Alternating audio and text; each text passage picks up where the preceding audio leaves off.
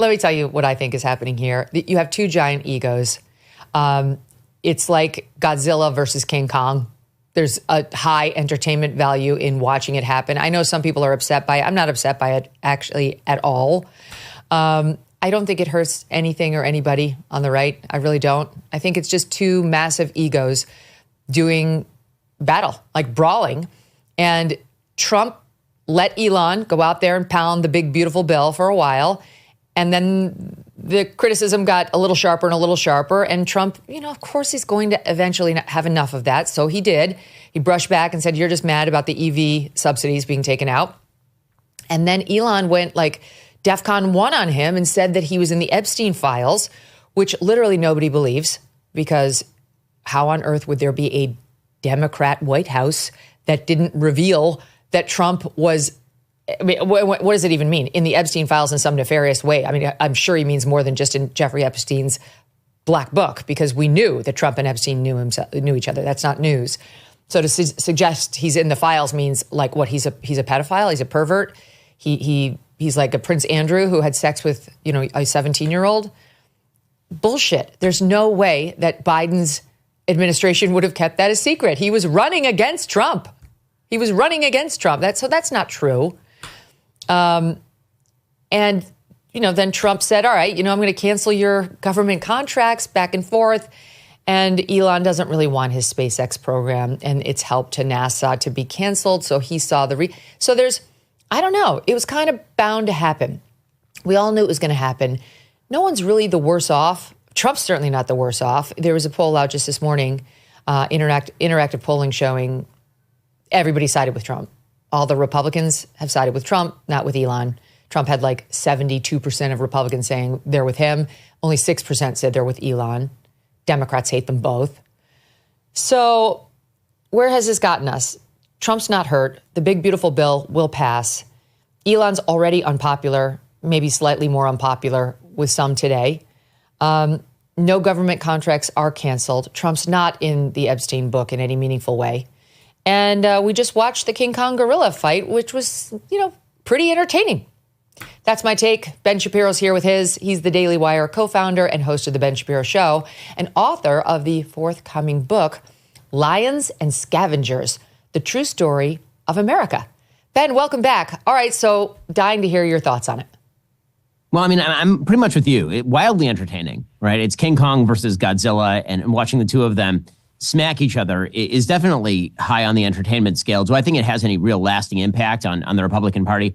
Not really. I think that there was always a sort of awkward alliance between the tech bro right and the blue-collar populist right. And I think that this has exposed some of those fissures for sure, because you can see people who are sort of stuck in the middle and feel awkwardly stuck in the middle of that. Do they side with Elon or do they side with Trump? Who's this influencer going to side with? And so there's a lot of sort of Entertainment Weekly drama happening in the political sphere, and that's entertaining. But as far as sort of the broader coalitional point, is the big, beautiful bill going to pass? The answer is yes. Is SpaceX going to stop providing services to the United States government? The answer is no. There is no substitute for SpaceX for the United States government. Blue Origin isn't ready. There's no real alternative. So with all of that said, how does this shake out? It might shake out in terms of kind of the personalities at play, that if Elon is outside the administration sounding off on particular policy matters, President Trump goes by his gut, and he also tends to be quite reactive. So if Elon, for example, comes out in favor of one particular policy, you could see the president sort of come out in reverse of that policy just to spite Elon. You could see more splits inside the Republican Party in congressional elections. Maybe Elon doesn't want to be involved in congressional elections in 2026. And so what you see is less money in those congressional elections from the Elon part of the aisle. And again, you will see some strains emerge when it comes to, I think, particular political figures. The one that comes to mind here the most is the vice president, who, of course, has 1 foot in Silicon Valley and 1 foot in blue-collar Appalachia, and sort of is getting torn down the middle here a little bit, just in terms of who is he loyal to, which side does he like. But in the end, does it really make any large-scale difference for the American voter? Not really. I think it's just more dramatic and entertainment than anything else. I think J.D. Vance is not torn. I mean, he only spent a couple years with Peter Thiel out there and did not have a positive experience. Nothing against Peter, but just he hated San Francisco. He hated being in tech. And his loyalties are obviously to Trump, as are the Republican parties. I mean, what Elon I think is starting to realize is while his money can make a difference, it definitely can make a couple points of a difference in a certain political race here or there, not across the board. We saw it not work in Wisconsin on that Supreme Court, election. The real person with influence is Donald Trump. And the person with the party loyalty is Donald Trump. Donald Trump took a bullet for the country and the party, and everybody watched that heroic moment. He's been through hell and back with these, litigations against him and criminal trials against him. He's earned the love and loyalty of the Republican Party in particular in a way I don't know that anybody ever will again. I really do. I just feel like he's been through so much. It's just, there's no, if it's between so-and-so and Donald Trump is going to win, even if you're Elon Musk. The thing about Elon is, I think I speak for many when I say everybody's grateful to him. The biggest thing he did to influence the election was buy X and restore free speech in America. But you cannot take on Trump politically with the right. You'll lose. Well, I mean, I think that's true. I do think that there's one other thing that Elon did that's sort of fascinating, and that is he did, in fact, open Silicon Valley to the idea of publicly expressing support for Trump. And that was not a minor thing in terms of sort of the overall cultural acceptance of President Trump.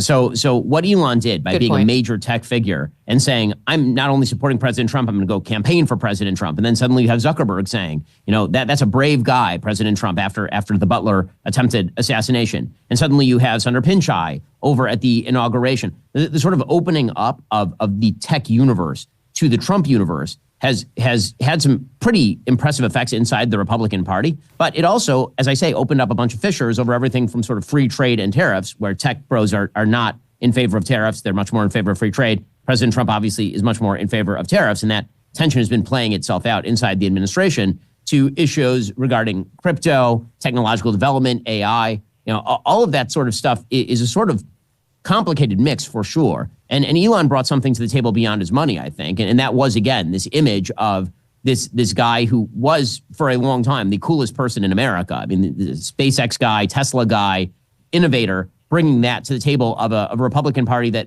might have been perceived 3 or 4 years ago as a slightly older, more rural party. And so I do think that he brought that to the table. And if that starts to fray, you could see a change in the coalition. Let's put it that way. For President Trump, I don't think it makes much of a difference. For the future of the Republican Party, I think this was always going to happen, because when you have a coalition that is formed against the dominant party, which is what happened in 2024, the Democrats were dominant, Republicans were not dominant. Republicans and sort of allied parties put together a workable coalition against the Democrats, but then you get into power and you have to govern. And this happens with every single administration, is that you see battles that start to emerge between the various factions of the administration. And President Trump is unifying in a way no other Republican figure of my lifetime has been. He can sort of float above a lot of those aspects. And because he's non-ideological, he can pragmatically pick and choose kind of from the tree of policy in a unique way. But, after President Trump is president, I think you will see a lot of these battles start to resurface. I think they're resurfacing now, even while President Trump is president. And that is fascinating. So I just want to pick up on what you said about Elon making the Republican Party a bit cooler. It had been more rural and maybe not as hip. I don't agree with that. I love Elon, and I really do believe more than any other American he's saved free speech in this country. I think on the trans issue, we'd be light years behind where we are right now if it hadn't been for him buying X and being really bold about that whole thing.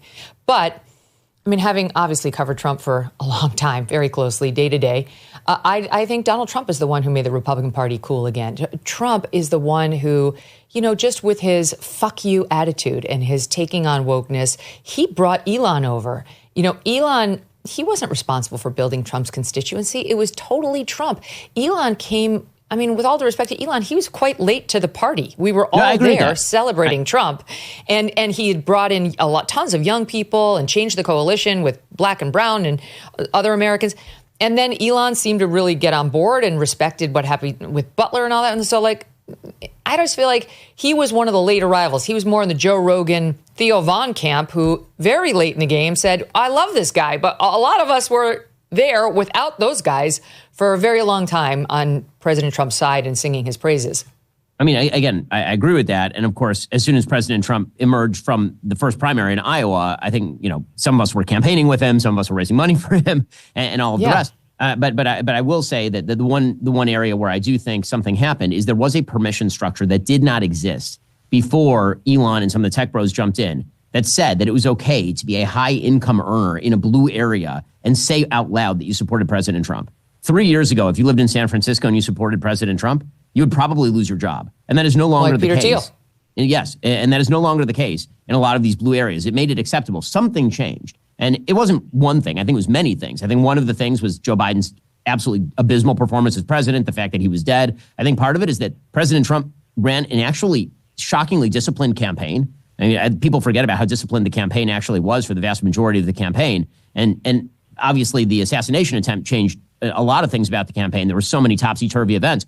But one of the things that I do think Elon should be given credit for is, again, the creation of a permission structure in people who would be considered the tech community or the white-collar community to say, yeah, you know what, I like Trump, and I'm going to put on a MAGA hat, for example, which is something that a lot of those people wouldn't have done. They might have, behind closed doors, been like, yeah, I like Trump, and I'm voting for him. I mean, I know a lot of those people. I know, Megyn, you know a lot of those people, too. But it was really only in the late stages of this election cycle where you started to hear people who were quietly saying that they might support I get it. Trump. I'm going to back out up. Loud say it, I'm still not agreeing. I don't dismiss Elon's role in Trump's victory. That I do think he played a role, and it's been great to have him on the side of Team Sanity and paving the way for Team Sanity. I mean, I've told the story before, but I had a discussion with a very, very the top guy in tech who was like, oh, we're starting to come around now on our censorship policies when it comes to the gender debate and the race discussions. And I was like, oh, you're starting to come around on it now? Like, oh, now you're going to stop the censorship? And he was like, well, attitudes have changed on it. So I'm like, how do you think that happened? How do you think the attitudes changed because Elon Musk had balls and most of the rest of you did not? He had balls to let those discussions play out. And when they were allowed to play out without forcing our side to have an arm tied behind its back, we won. So that's the role that I see Elon playing that's been so critical in all this. But Trump, those guys out in Silicon Valley, they bent the knee after Butler. Everybody saw a superhero emerge on the stage that day and said, holy shit, I need to touch his cape. That's what happened with Mark Zuckerberg. He didn't do it because of Elon. He didn't even like Elon. David Sachs was coming on this program regularly for the 2 years leading up to the election and was very in on DeSantis. But eventually DeSantis lost, and he went with Trump, I think, over Ukraine, where he's much more on sort of the J.D. Vance field on Ukraine. But it wasn't Elon that got David over. If anything, it was maybe David who influenced Elon. That's been my take in watching it unfold. So I just think Elon may have overestimated his own role in the Trump rise and victory, and that's Trump, of all people, was not going to cede 1 inch. This administration is working very hard to try and fix this country. But while they're focused on fixing the country, they can't fix your personal finances. That's really up to you. And that's why thousands of Americans are turning to Birch Gold. In the past 12 months, the value of gold has risen by 30%. Think about that. How's your stock market investment doing? Has it gone up 30%? Have you made 30% on your money? And demand is strong and it's growing. While reports are that the BRICS nations are actively working to challenge the U.S. dollar as the world's reserve currency, that's not great. In other uncertain times, gold has offered peace of mind. And in these uncertain times, it does the same. Birch Gold makes it incredibly easy to convert your existing IRA or 401k into a tax-sheltered IRA backed by physical gold.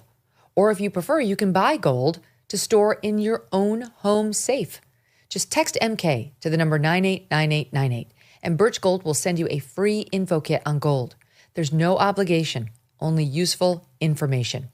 With an A+ rating with the Better Business Bureau and tens of thousands of happy customers, take control of protecting your savings today. Text MK to the number 989898.